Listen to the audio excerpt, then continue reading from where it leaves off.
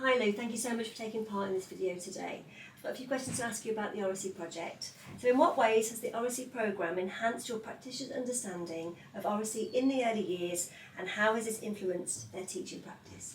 We've been really pleased to have one of our ECT teachers, Sean Lavery, take part in your project.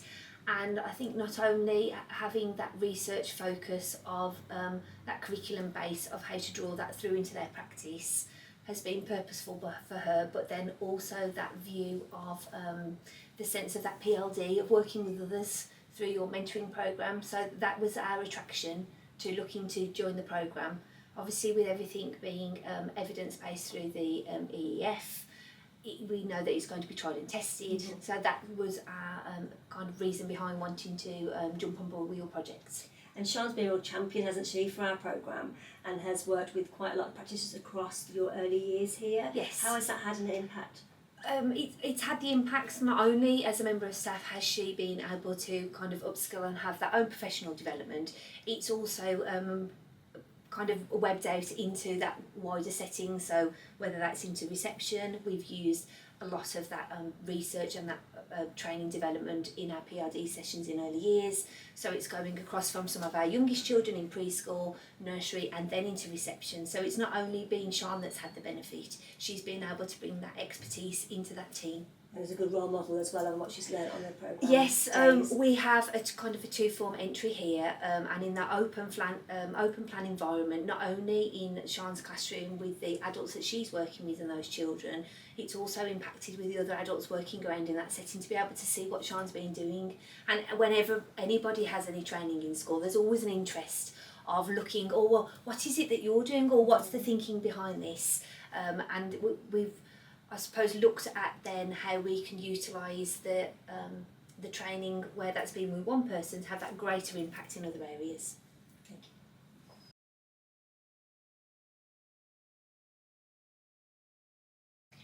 Your school, Lou, participated in the External Partner Delivery Programme.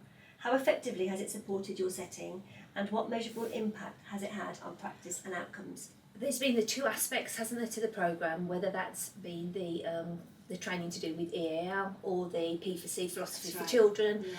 Particularly the philosophy for children, not only have we seen the impact and the development of our reception team using that mindset with the children at our current cohort, we've looked at how we want to modify our curriculum and utilise that as one of our school priorities for next year. Language has always been a very key factor of the development for children at Ryders, and we know how children start from their earliest years. The language development of how they radiate that is very important, that we look to continue to grow that.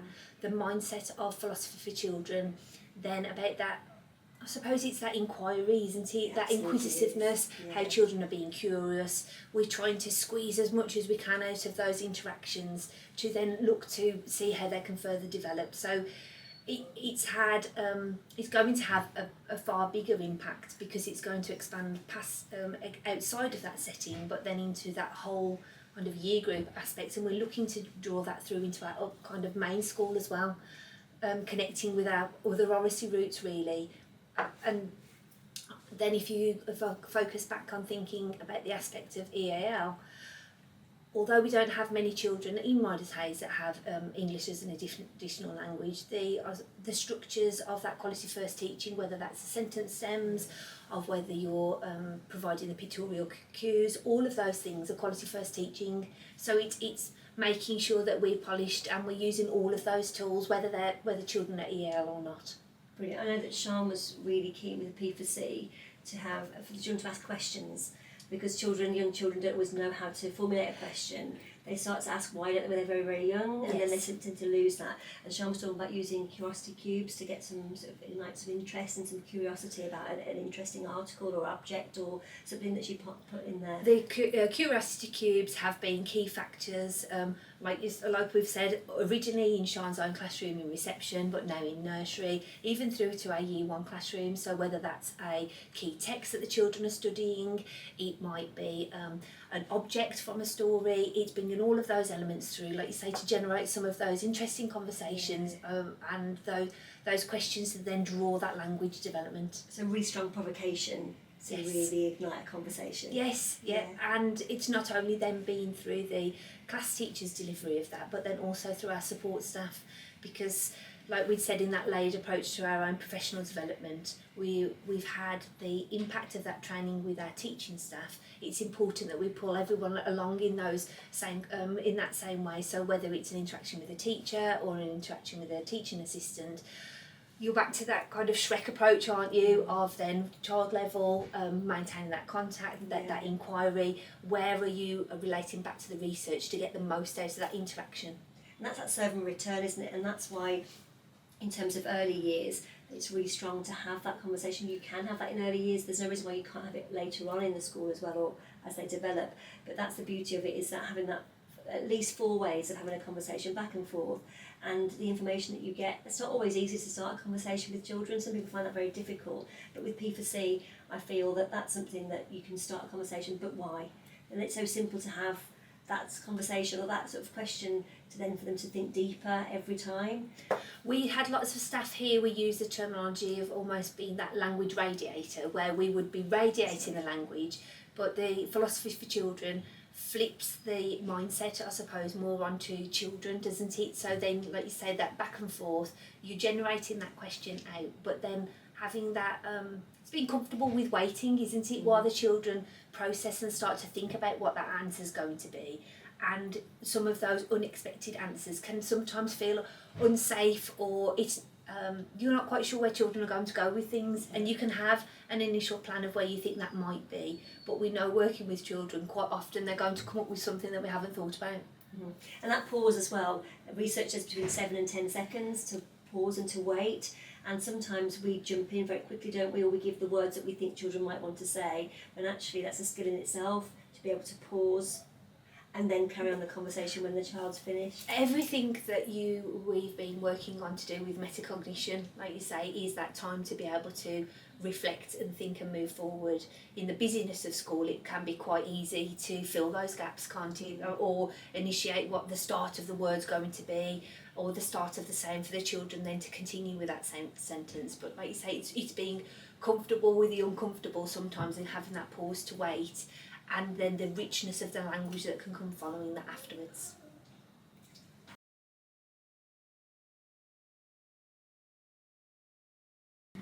Lou, can you provide specific examples of how this programme has directly improved oracy skills and communication amongst your youngest children? Our youngest children here at Ryders are going to join us in preschool, so that's kind of children joining us from 2. And if we think of some of those interactions or those conversations that we would be starting with them, it's that initial beginning of language, isn't it, with them, and we would generate some of those conversations through the retelling of stories, and then looking for children to, even some of the children coming to us, imitating some of those sounds. So it's the development in those factors, especially more so where children might be, they might be less willing to want to talk. We're in that very digital world, aren't we, where quite often there's lots of information that's given out, and what we're asking children to do is be forthcoming, like you had said before, about that back and forth conversation. So it's children being starting to develop confidence and build that initial vocabulary, because we're seeing more that children haven't necessarily got those words as they're coming to school. So it's that exposure, isn't it, to lots of language, whether that's through song, whether that's through kind of that recalling participation, and then children gradually get that confidence in finding their own voice. And self-understanding as well about that tiered vocabulary, and expecting children who are very young to understand the word gentle, for example. We use it a lot, don't we? Or be gentle with that. But do they actually know what that means and what that looks like in practice? And I think when we talk with families, I know even with my own children, you can make the assumption of, I suppose, dumbing down your language for children, rather than thinking, oh, that's an extension or what children can look to grow their vocabulary. So like you might use the example of why were you feeling sad, but then actually is it that they've been upset, or is it that they've been worried? You're looking to grow those kind of different synonyms around words, aren't you, for them? And the shade of meaning as well, Yes. because you can be sad and devastated, but children don't necessarily articulate that because they just take it as one umbrella. Oh, I'm feeling sad today. But actually, it could be that they're just upset, like you say, worried, anxious maybe, or a bit nervous. And the focus of stories can pull out a lot of that language, where I think if you were to focus on things that might be quite simple, sometimes parents and families might be thinking, oh, children aren't ready for that level of language. But then we know as we're moving across school, whether that's preschool, then into nursery, some of the vocabulary and the language that children are using, you can be very surprised and taken aback at what the children say, but they're only going to have that confidence if we're using that with them, aren't we? Absolutely, yeah. Thank you.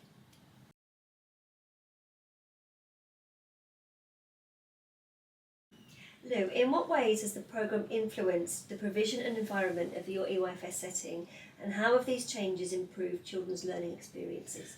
Taking the training and the research, there's been, I suppose, multiple layers, whether that's been the professional development of not only our teaching staff we've talked about, but then through to our teaching assistants in the type of conversations and their interactions with children. We've talked about the learning environment, and your reference earlier to curiosity cubes, whether that's conversation stations in our settings, so that could be in our early year, in our preschool room, or it might be within nursery or through, we've said that's going through reception even into year one.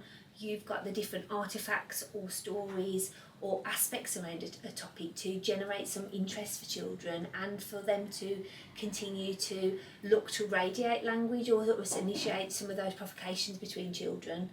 The practice then in some of that group work, whether that's the mindful waiting hand, when we're completing those philosophy for children P4C sessions, it's those interactions of the children looking to know how to signal that they're going to be wanting to talk, because sometimes we know in that practice that's going to involve them doing some mindful waiting, and that's a different skill for younger children, because if they have got an exciting idea or thought, quite often that just bursts out, and within the cycle then of that kind of mindful waiting, we can look to develop those pragmatic and social skills for children, which they're going to need further into school. That just shows how Oracy is linked to communication language, but also PSED as well. That really does. And if the children can be regulated in that way, we know that their learning's going to be so much more significant, because with more of the children, I suppose regionally, nationally, that we're seeing coming into school, if the children aren't regulated, we can't put the learning on top.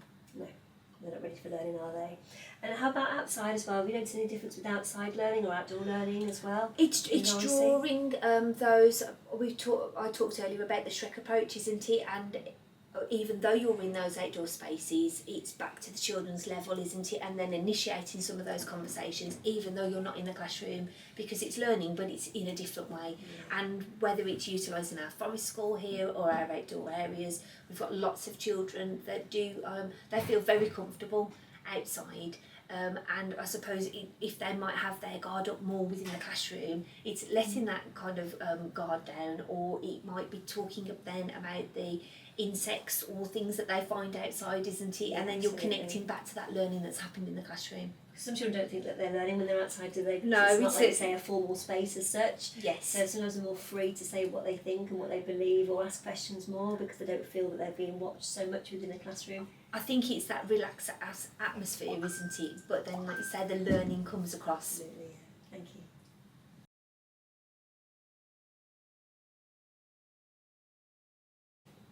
How do you anticipate the increased staff knowledge will contribute to children's language development across your school and beyond the early years? We know that language sits at the heart of learning, isn't it? And where we've got our youngest children joining the school, where we can get that right, we know that matters a lifetime as that foundation as children move through school. So there's been the large focus here with our early years team. We've talked about that being initially with the staff that have been kind of trained with you and involved in that wave of that project, and then it's how we then utilise that out into our own professional development in school. There's also the factor of the children, yes, they might have already moved through early years, but then with, it might be, say, our year 6, our year 5 teachers, Do they understand the kind of the context and the research behind how children acquire their vocabulary?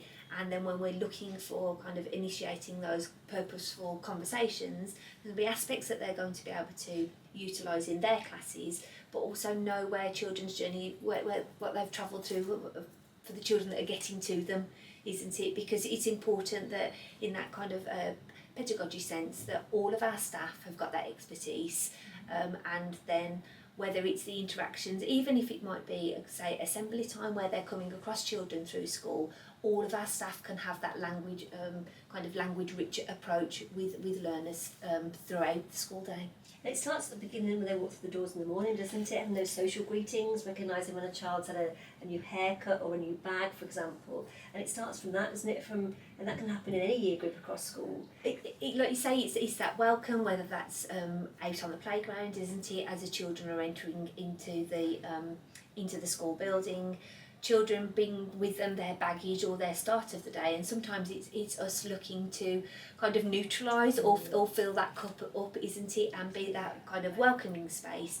And then if the children are building those relationships and trust with us, also we know we're going to get the best out of them, isn't it? So yes, you can generate those conversations there, but also we're making sure that children are feeling settled before they start to learn. So do you think, so Sian is the lady that was working with us on the Yes, programme, yeah. and I know that she's then taken as an implementation plan and taken this really on board, hasn't she, and wants to promote it throughout the school. Do you think she'll have some CPD sessions over the next couple of months or into next year? Sian's been really excited and invigorated by the opportunities that she's had. That's already had impact within her team already in early years, and she's looking very much to champion this through our wider staff PLD, and then we get the benefit of that as a school for that whole school growth. So she really will be, you use the word champion, she's been very inspired and is very eager then to demonstrate what she's utilising in her own classroom, but then also look to upskill the rest of our staff. So that's going to be important in that implementation plan that she's made to move further forward and have that wider impact.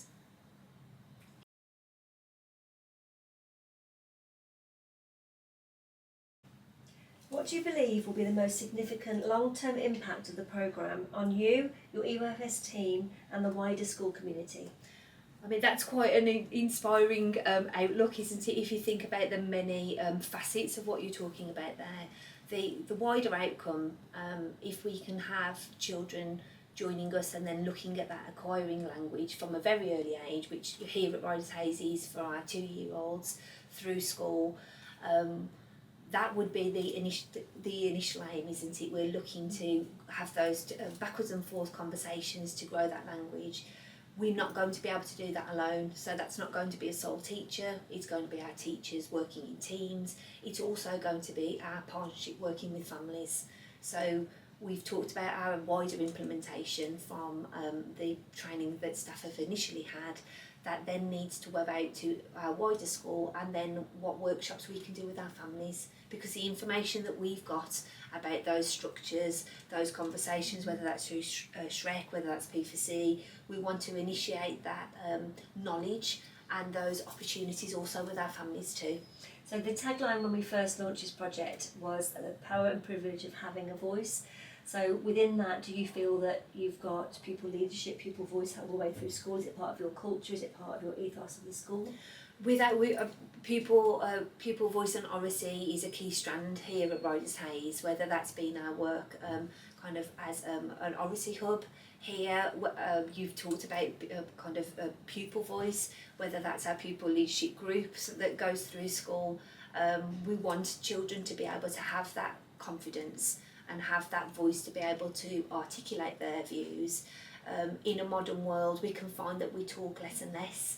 And although there's lots of opportunities with technology and things that can bring, you can find, whether that's adults through to children, that there's less confidence in being able to speak and converse with people, and we're looking to reset that for children and give them the tools to be able to do that as they move through, whether that's here at Ryders or into their next school, early career, isn't it? Yeah. Those things that we can do now will have such a lasting impact for all of our learners. How about for parents and families as well, and carers? How do you feel that that supported them, and what do you see as your route moving forward to support parents with Oracy? Our work moving forward, historically there's been projects with our families to do with things such as 1,000 stories. So how are we looking to expose children to a different selection of texts, whether they're acquiring different language or seeing different types of stories. We know that embeds their ideas through into English and literacy.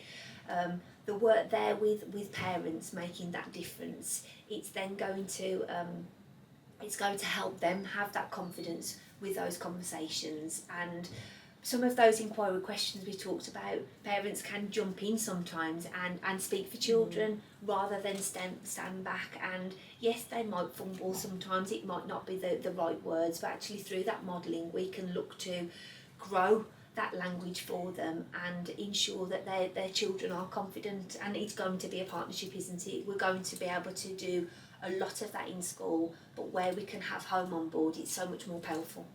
Parents as partners, and that's part of the early years framework anyway, isn't it? Yes. To make sure that we have parents involved in that, and you're equipping parents with things they probably never even thought about as well, some very simple games they don't realise they're promoting Oracy, speaking, listening, turn taking, volume, voice, intonation, Yes. expression, Yeah. all of that comes into what you're modelling or sending home and sharing with parents. And sometimes we demonstrate that here at Ryders through our online platforms, so whether that's our kind of seesaw videos that we might use, or it might be Google Classroom.